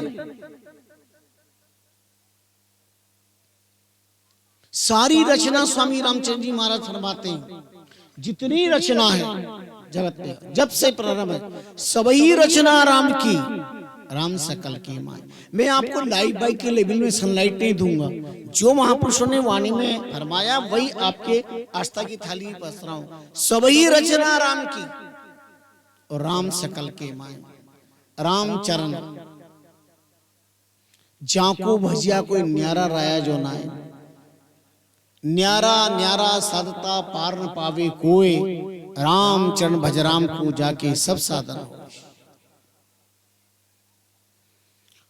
और इसीलिए एक साखी में रामचंद्र जी महाराज ने अद्भुत चमत्कार बता दिया, बहुत लोगों को याद होगी, नहीं हो तो याद कर लेना।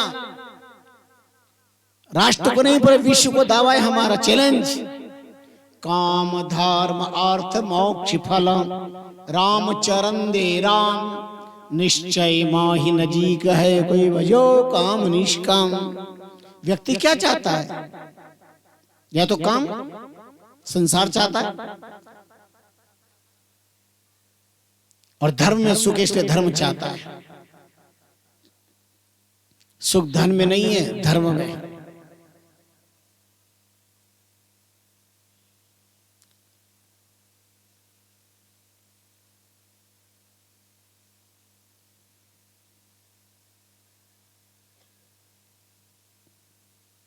या फिर अर्थ चाहता है, या घबरा कर इन सब से मुक्ति चाहता है। ये पदार्थ चतुष्टय के अलावा पांचवा है क्या? शास्त्रों में इसे धर्मार्थ काम मोक्षा नाम के करके पुकारा है। भक्ति का परम रास तत्व भी यही है। धर्मार्थ काम मोक्षा नाम ज्ञान वैराग्योरपि स्वस्वरूपानुसंधानम भक्तिरिति विधीयते।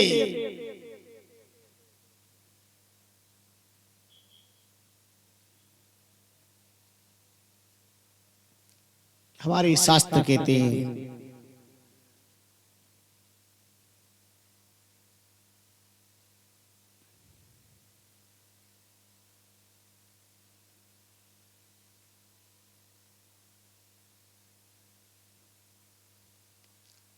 शास्त्रों ने धर्म अर्थ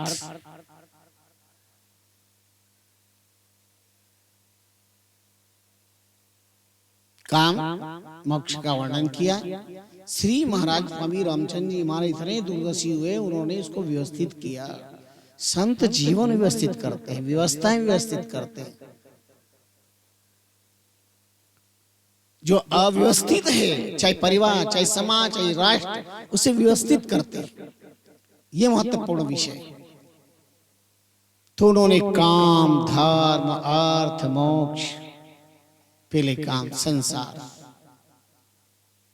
और फिर संपत्ति, पर इन दोनों के बीच में संतुलन बनाए रखने के लिए धर्म को रखा। आप संसार को प्राप्त करो, धर्म के अनुसार प्राप्त करो।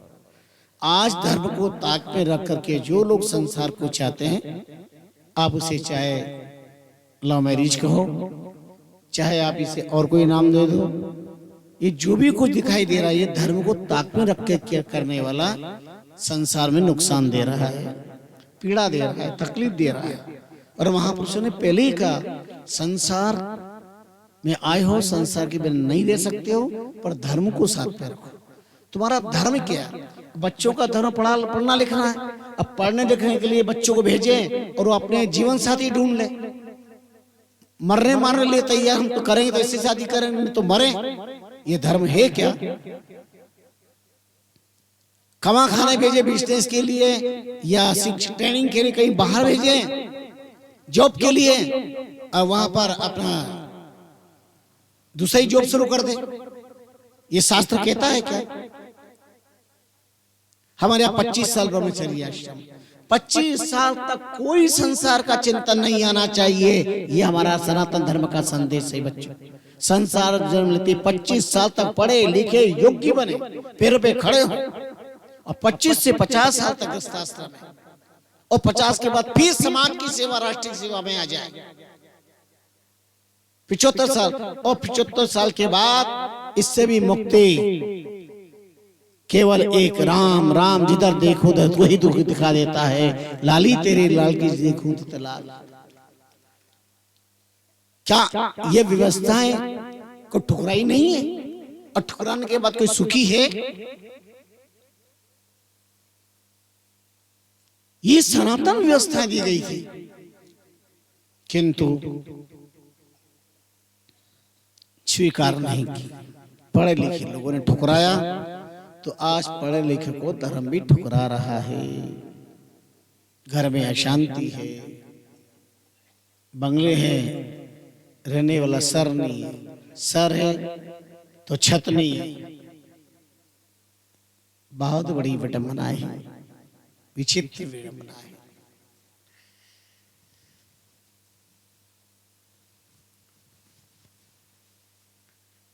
महाप्रभु रामचंद्र जी महाराज ने पहले संसार को रखा, फिर धर्म को रखा, फिर अर्थ। अर्थ भी प्राप्त करो, पर अर्थ का भी एक धर्म है। अर्थ का भी एक धर्म है। एक गणेश मिठाई वाला था, ध्यान दे इधर, अभी मेरी सुनो, आपस में दूसरे की मत बात करो। तुम बात कर रहे थे, जब मैं बोला क्या बीच में? जब मैं नहीं बोला था तो मैं बोल रहा हूं, तो उसके बीच में कोई डिस्टर्ब नहीं करे। अपनी अपनी बात घर पे करके आया करो, या कथा की बात करना थोड़ी देर बाद। थोड़ी देर आपके बीच में बात करते हैं। आज पहला दिवस है, शुरू से आप सुबह से आप लग रहे हैं, कार्यक्रम कर रहे हैं। मैंने पूछा भाई रामकृष्ण जी आज कितने बजे तक? बोले जो टाइम है। तो मैंने कहा रोज तो 12 बजे से है ना, आज तो सुबह 10 बजे से आप लोग इंतजार कर रहे हैं, फिर घूमे फिरे ये बहुत सारी बातें हैं। चलो कोई बात नहीं, आज पहला दिवस है, 15-20 मिनट और आपके बीच थोड़ी बात चर्चा सुनाते हैं। कल से 12 से 3 बजे तक कई संत महापुरुषों का आगमन होने वाला है, और हमारे रैन राम सिंह समुदाय पीठ आचार्य प्रभु पधारेंगे, पूज्यपाद सज्जन राज महाराज, दादू संप्रदाय पीठाधीश्वर आत्मनिष्ठ ओम प्रकाश दास जी महाराज, उनका पदार्पण होगा।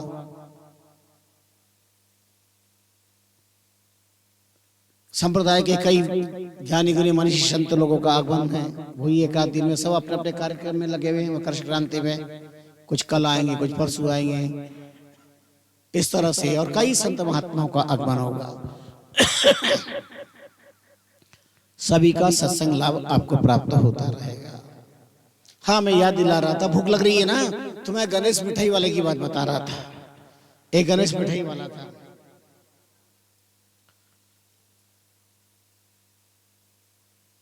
उसकी मिठाई की इतनी ख्याति फैल गई कि सब लोग उसके यहाँ से मिठाई ले जाते थे। बनाता भी अच्छा था वो, तो सब लोग मिठाई ले जाते थे और बहुत खुश होते थे। धीरे धीरे उसकी प्रख्याति फैल गई, और ख्याति फैल गई तो आप जानते हो, ये उपलब्धि जो होती है ना, इसको पाकर व्यक्ति इतराना शुरू कर देता है, अहंकार शुरू कर देता है। ये सबसे बड़ा दुख है, मान सम्मान उपलब्धियां।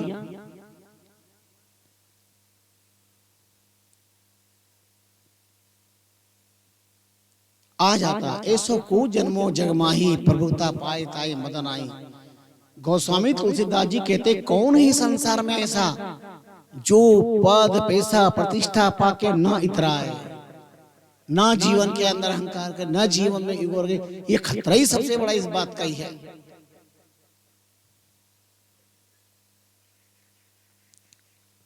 अब ख्याति फैल गई, तब वो क्या करता, मिठाई जब तोलता तो उसके अंदर भी कुछ न कुछ, तोलने में भी कुछ न कुछ कम ज्यादा कर देता था। एक बार हमारे रिश्तेदार राकेश जी विजय वर्गीय उस मिठाई वाले के यहाँ पर गए,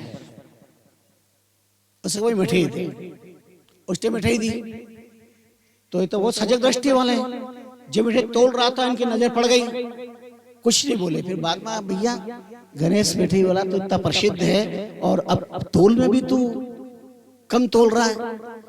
तो उन्होंने कहा, नहीं राकेश जी कम तोल नहीं, कोई बात नहीं, फिर भी अगर मान लो आपको ऐसा लग रहा है तो कोई बात नहीं, आपको वजन कम उठाना पड़ेगा।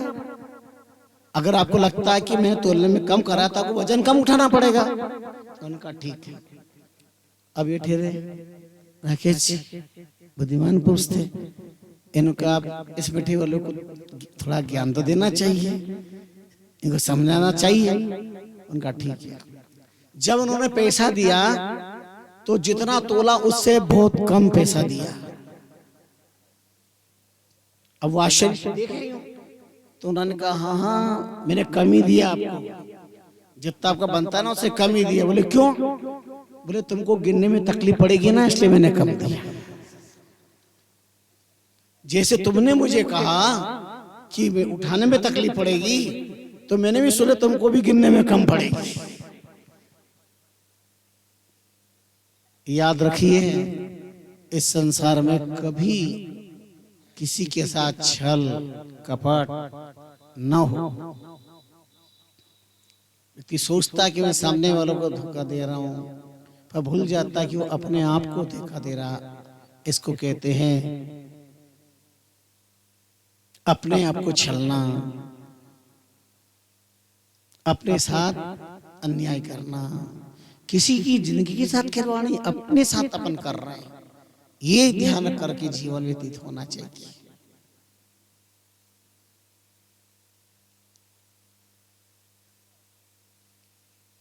तो महापुरुषों ने 36,000 अनुभव वाणी के माध्यम से जो मार्गदर्शन दिया, पहला नमो राम रमतीत, सब में रमन करने वाला, फिर गुरुदेव जी को नमन किया, पुनीतियों काल के संत।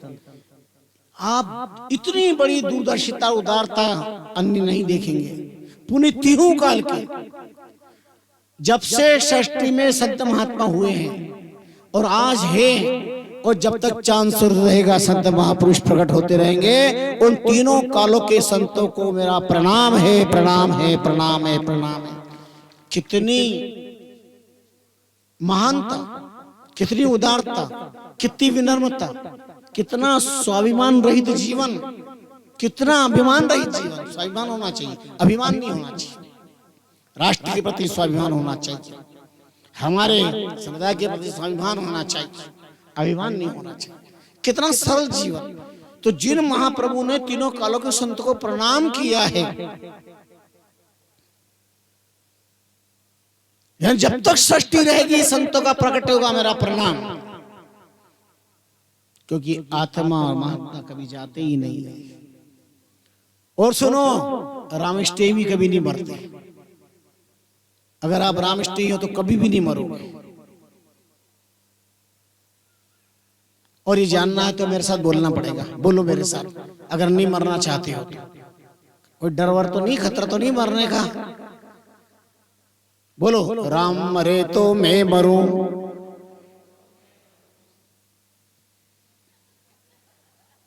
हाँ, इसमें क्या हो गया? राम मरे तो मैं मरूं, नहीं तो मरे बलाय। राम स्नेही का बाल क्या, मरे न मारिया जाए। अविनाशी का बाल क्या, मरे न मारिया जाए। अरे जिसने राम से स्नेह कर लिया, राम ने उससे स्नेह कर लिया। अगर राम मरेगा तो हम मरेंगे, हमारा राम नहीं मरता है तो हम भी नहीं मरते। जो जिस गांव से आए, या चाकसू से आए हो, चाहे महाजनपुरा से आए हो, बड़ली से आए हो, कोथून के हो, जयपुर से आए हो, जहां से भी आए हो, वर्षों से जब से तुम्हारे गांव नगर बसे हैं, शमशान भी बसे, और आज दिन तक दावा है मेरा, चैलेंज, तुम्हारे सब गांवों के नगरों के शमशान में शरीर का अग्नि संस्कार हुआ, आत्मा का हुआ क्या? किसी के यहाँ पर आत्मा का अग्नि संस्कार हो रहा तो बता देना। शरीर का अग्नि संस्कार होता है। देही नित्य मध्योयम देहे सर्वस्वी भारत, तस्मा सर्वाणि भूतानि न तुम सोची तुम हरसी। ये देह का वध होता है, देही का नहीं। शरीर का वध होता है, शरीरी का नहीं।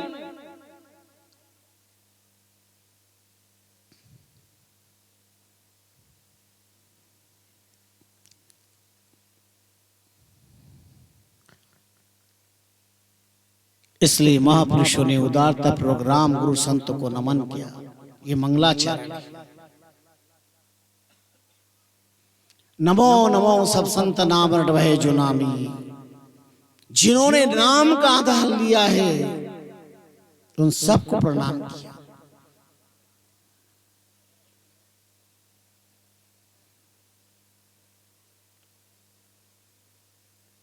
पेला पेला पंच कविता में पेला कविता इतना मार्मिक है।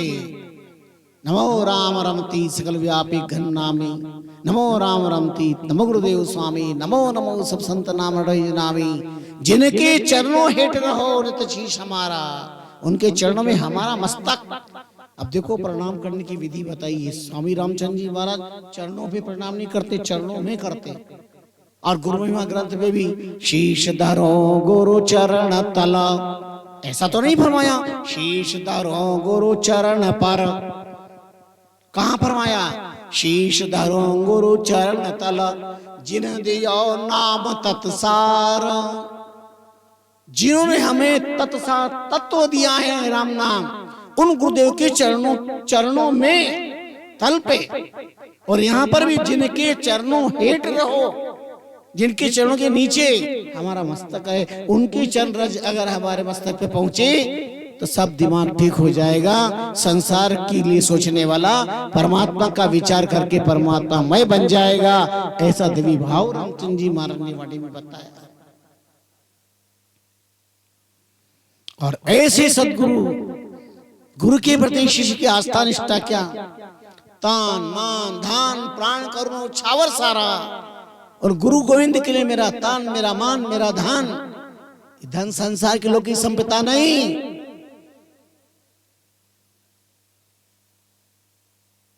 देखो जब राम अवतार हुआ था ना, तब महाराज दशरथ ने बहुत कुछ लुटाया। और एक चौपाई आई है बड़ी मजे की, इतना लुटाया पर जिसने भी पाया उसने अपने पास में नहीं रखा।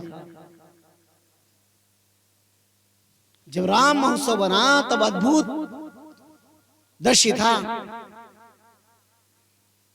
महाराज दशरथ ने अपना निज धन भी लुटा दिया, पर जे जे ही पावा ते नहीं राखा, जे जे ही पावा ते नहीं राखा। महाराज दशरथ ने अपने निज निधि लुटा दी, पर जिसने भी पाया उसने नहीं रखा। और दशरथ की निज निधि क्या थी? राम। सबई सुत मोही प्राण की नाई, राम देत नहीं बनहि गुसाई। सब पुत्र मेरे को प्राणों से प्यारे हैं, पर मैं राम नहीं दे सकता, विश्वामित्र जी से कहते हैं।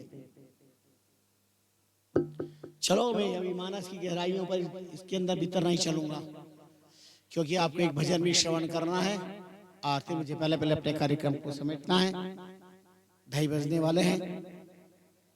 इतनी देर आपने मेरी टूटी फूटी भाषा को सुना, झेला, बहुत अच्छी बात है। खाली मैंने परिचय दिया आपको अपने अपने अनुभव वाणी के और संप्रदाय के बारे में। और वाणी का पाठ निरंतर जो सुनना चाहते चल रहा है, 7 दिन तक चलेगा। 80 प्रारंभ हुआ है, सुबह से लेकर सूर्यास्त तक वो पाठ चलेगा। और यहाँ संतों की प्रवचन, और ये प्रवचन भी होते रहेंगे। और प्रवचन का कार्यक्रम प्रतिदिन 12 बजे से 3 बजे तक कई संतों के प्रवचन आपको मिलेंगे। वाणी के संबंध में कई जानकारियां आपको मिलेगी।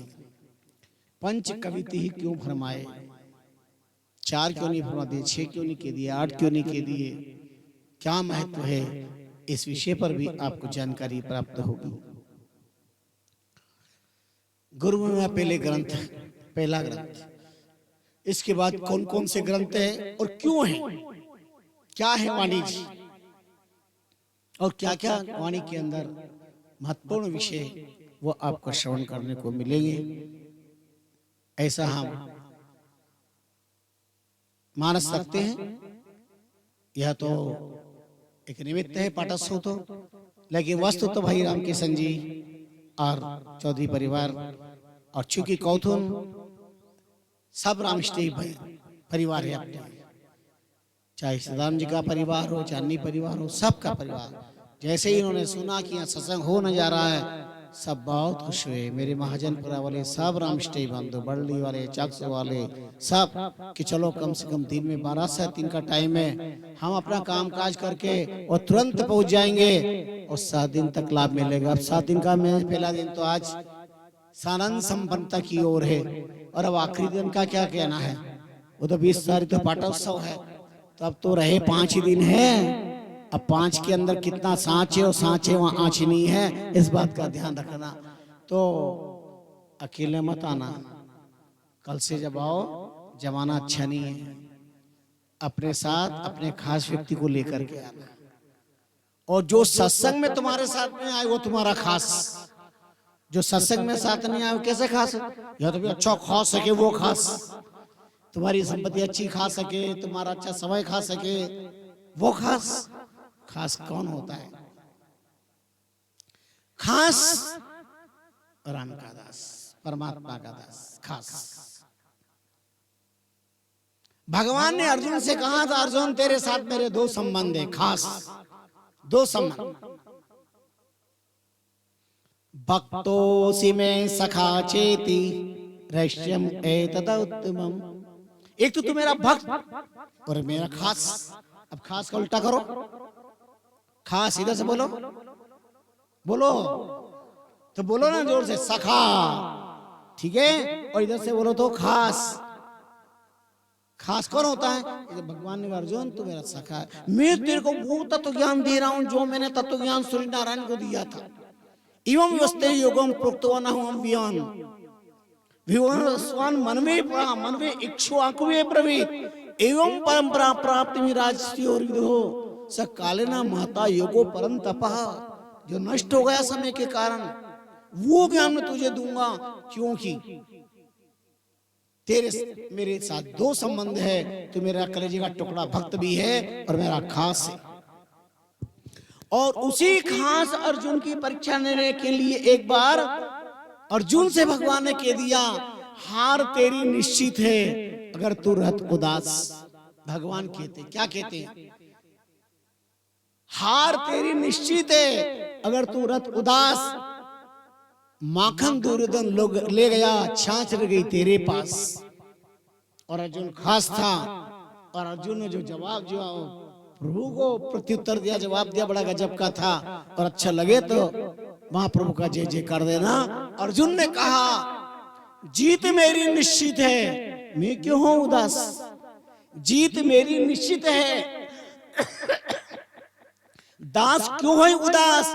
अरे माखन लेके क्या करूं, माखन चोर मेरे पास। माखन लेके क्या करूं, माखन चोर मेरे पास।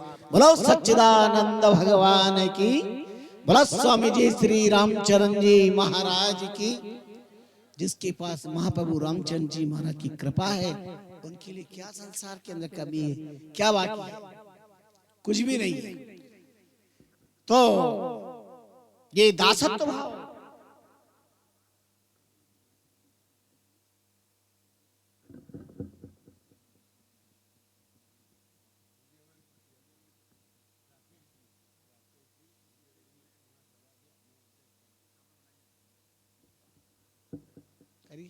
स्वागत लाइए, बहुत अच्छी बात। इससे अच्छा और क्या हो सकता है? तो उपस्थित सभी रामचरण चरणानुरागी आत्मीय जनों, आज प्रथम दिवस ज्ञान चर्चा का, वाणी चर्चा का, सत्संग चर्चा का हमारा महाप्रभु रामचंद्र जी महाराज की कृपा से प्राप्त हुआ। ये 7 दिन का बीड़ा उठाया है। अगली 14 जनवरी से 20 जनवरी तक 2025, 14 जनवरी से 20 जनवरी भीलवाड़ा की धरती पर पाटोत्सव 32वां मनाया जाएगा। पहले दिन से निमंत्रण, और फिर 14 जनवरी से 20 जनवरी तक 26 वो कार्यक्रम जोधपुर की धरती पर बड़ा रामदारा में रखा गया है। तो 2 साल का निमंत्रण आज पहले ही दिन में आपको दे रहा हूँ। भाई पहले दिन निमंत्रण मिल जाए ना, 7 दिन का, हाँ सब निमंत्रण, वही रहना न करना, भोजन न प्रसाद न सब निमंत्रण, तो मजा थरता हो जाती है। चलो 7 दिन का कार्यक्रम तो पक्का हो गया। कई जगह की प्रार्थना चल रही है, अभी एक जगह कि अब कई जगह ऐसा है कि वो हाँ भी कहा करना है तो हम तिथि से भी लोगों ने प्रार्थना की है, तो हो सकता है तिथि से वहाँ, तारीख से वहाँ होगा, जहाँ जहाँ होगा। लेकिन ये 2 कार्यक्रम 25-26 का पहले दिन आपको सूचना दी गई है। आपका प्यार, आपका प्रेम, आपका इष्ट, आपकी आत्मीयता। तो मैं कह रहा था अकेले मत आना, कल से अपने साथ में जरूर एक एक को लेकर के आना। आप जिसको लेके आओगे ना उसका आधा पुण्य लाने वाले को मिलेगा, पर ये बात उसको मत बताना कि तेरा आधा पुण्य मुझे मिलेगा, लेकिन मिलेगा। स्वामी रामचंद्र जी महाराज की वाणी में संकेत है, कर्ता प्रेरक साहि की अनुमोदन रुचिकीन, सो कर्म बल को कर्म पांचों एक ही गति, कार्य को करने वाला कर्ता, प्रेरणा देने वाला, सहायता करने वाला, अनुमोदन करने वाला और उसमें रुचि लेने वाला, 5 व्यक्तियों को फल की प्राप्ति होती है। 5 व्यक्ति। अगर कोथुन की धरती पे एक आयोजक रामकृष्ण जी उनका परिवार बनाए तो करता है, और प्रेरणा देने वाले परमात्मा गुरुदेव, अंतर प्रेरणा और सहायता, चाहे वो सहायता किसी भी प्रकार की अंतरंग बहिरंग हो, ये सब जो सहायता होती है, लोग बैठे हैं प्यास लगे तो जल पिलाना, साफ सफाई करना, सबके अपनी अलग ड्यूटी होना, कार्यक्रम के बाद में भोजन होगा तो भोजन परोसने की सेवा करना, ये सब सहायता है। और ये एक महान यज्ञ है और इसमें सबको अपना हिस्सा लेना चाहिए। बहुत अच्छी कोई कराए, अपन सब मिल करके तो बहुत ही, और रुचि लेना, उपस्थित होना, सत्संग मन पूर्वक श्रवण करना, 12 से 3 बजे तक सब काम तय कर लेना, आगे पीछे करना, और 12 से 3 बजे पूरे कोथुन में कोई नहीं मिले, सब यहाँ मिलना चाहिए। ठीक है, आज बता देना 12-3 सब आसपास के गांव में जहां भी जो जिससे आए हैं, समय तो फटाफट निकल जाएगा। तो अंतर्राष्ट्रीय रामकृष्ण समुदाय के सिंहासन से आप सबके प्रति मंगल कामना करते हैं। ये संत महापुरुष महात्मा सब अपना अपना सबके कार्यक्रम छोड़ के यहाँ उपस्थित हुए हैं। गांधी जी का आदेश, भाई रामकृष्ण जी का प्रेम, मेरे संत जगुलाराम जी की प्रेरणा, लगातार सबसे फोन पे तैयार क्या भाई आपको सबके कार्यक्रम होते हैं पर नहीं चलना पड़ेगा, आना पड़ेगा, तो सबकी उपस्थिति होगी, आप लाभ लीजिए। अब ये अपन नाम स्मरण करेंगे 2 मिनट 5 मिनट, इसके बाद भजन होगा और उसके बाद पहले हमारे इष्ट परिवार राम इष्ट ही संप्रदाय के आस्था निष्ठावान मेरे आत्मीय शरीर पूज्यपाद बमलिन स्वामी रामकृष्ण जी महाराज की सन्निधि में ही भागवत सप्ताह के अवसर से ही बहुत ही आत्मीयता और अपनापन जिनका है भाई राकेश जी विजयवर्गीय उपस्थित हुए हैं। बहुत बहुत आत्मीयता पूर्वक आपका सम्मान हमारे भाई राकेश जी और आयोजक परिवार करना चाहते हैं। तो भाई आओ रामचंद्र जी, राकेश जी विजयवर्गीय जी आइए।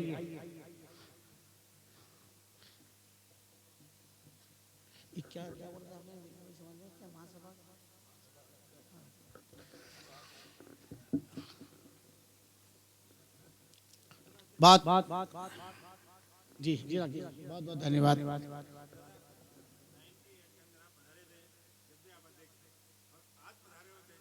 बहुत बहुत अच्छा, तालियां बजाइए। बहुत बहुत बहुत बढ़िया, बहुत बहुत बहुत खुशी की बात है, बहुत सुंदर। 98 में आए थे मैं यहाँ पे, क्या बात, और यही लाए थे, बहुत अच्छे। इतने साल हो चुके 98 से, और तब से मैं यहाँ पर आ रहा हूँ कोथुन में। बहुत सुंदर। रामचंद्र जी महाराज बहुत पावन कृपा करे, आपके लिए बहुत बहुत मंगल कामना आत्मीयता पूर्वक जी। 2 मिनट अपनी बात भी कहेंगे। राकेश जी खड़े रहिए, माइक दे दो भैया जरा इनको।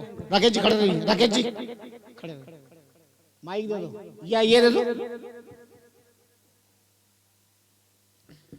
2 मिनट की बात सुनिए, उसके बाद जब तक मैं अपना शांति पाठ कर रहा हूँ